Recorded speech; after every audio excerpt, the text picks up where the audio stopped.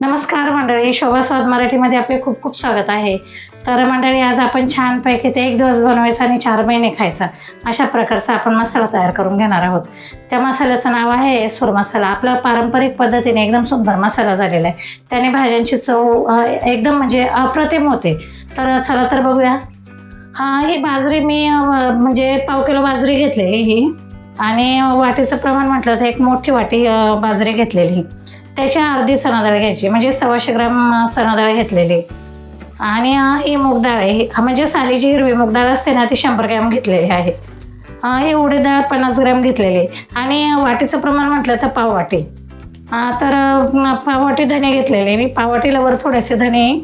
आणि हा गरम मसाला आहे, दालचिनी, जायपत्री, लवंग आणि मिरे, आणि 5-6 लाल मिरच्या, आणि 1 चमचा खसखस घेतलेली आहे. तर मंडळी, आपण बाजरी अशी भाजून घेऊया छानपैकी. तशा लाया उडोपर्यंत आपल्याला बाजरी भाजून घ्यायची. पद्धतीने आपण बाजरी एकदम छान भाजून घेतलेली. असं सटसट आवाज येतोय का तुम्हाला? एकदम असा आवाज आला पाहिजे. असं सटसट आवाज येऊपर्यंत, एकदम बाजरीच्या लाया होईपर्यंत आपल्याला बाजरी भाजून घ्यायची. आता मी ही बाजरी काढून घेते.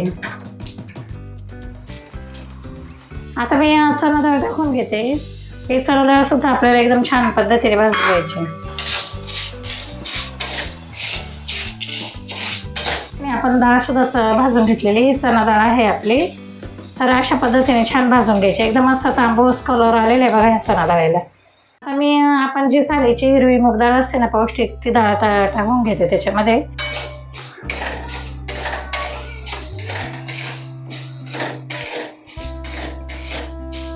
आपली ही मूग डाळ सुद्धा भाजून झालेली आहे छानपैकी. हिरवी पौष्टिक मुगाची डाळ आहे. डाळ टाकून घेते मी. तर आपली ही सफेद उडीद डाळ सुद्धा भाजून झालेली आहे. धणे आहे आपले, हे गावरान धणे आहे.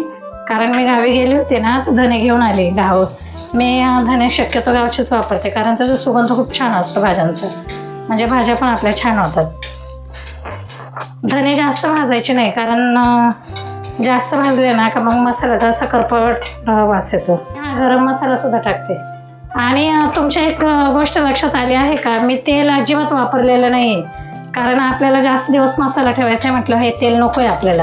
कारण तेलाचा नंतर असा वास येतो, उग्र वासा, असा एकदम वास आला का एकदम मग ते भाज्या खावं असं वाटत नाही. म्हणून मी हा मसाला अजिबात अगदी थेंबभर सुद्धा तेल न वापरता मी हा मसाला बनवून घेते. आणि या मसाल्यामुळे भाज्यांना इतका दाटसरपणा येतो, इतका छान भाज्यांचा सुगंध पण खूप छान येतो. आणि एकदम भाज्यांची चवसुद्धा अप्रतिम लागते.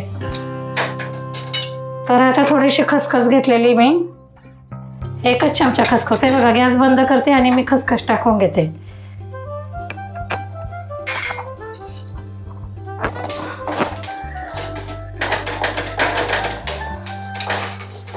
आपल्याला हे राहून गेल्या.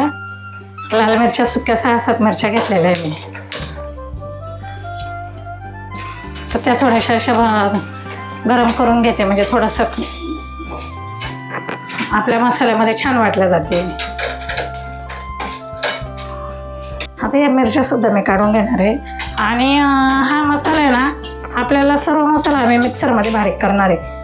पण हा मसाला जर आपल्याला थोडासा थंड होऊन दिला का, एकदम एकत्र करून घ्यायचा आणि मिक्सरमध्ये वाटून घ्यायचं. तर थंड होऊन देऊ आपण 10 मिनिटांनी, नंतर आपण मसाला वाटून घेऊ. तर आपण हा मसाला पूर्णपणे असं थंड झालेला आहे. आपल्या डाळीचं वगैरे आपण भाजून घेतल्या होत्या त्या. तर आता मी मिक्सरमध्ये घालून घेते आणि तुम्हाला वाटून दाखवते. छान असं बारीक म्हणजे एकदम पण बारीक नाही वाटायचं आपल्याला, थोडंसं नॉर्मल रवा ठेवायचं आहे.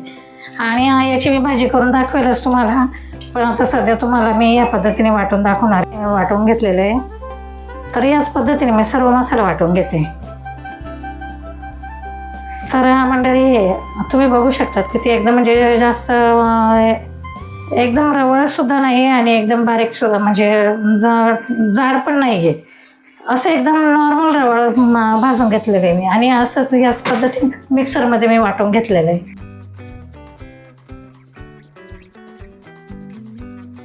हा येसूर मसाला आपण डाळींपासून बनवलेला आहे, किती सुंदर झालेला आहे. आणि ह्या येसूर मसाल्यामुळे ना आपल्या भाज्यांना एकदम घट्टसरपणा येतो, भाजीची चव अप्रतिम लागते.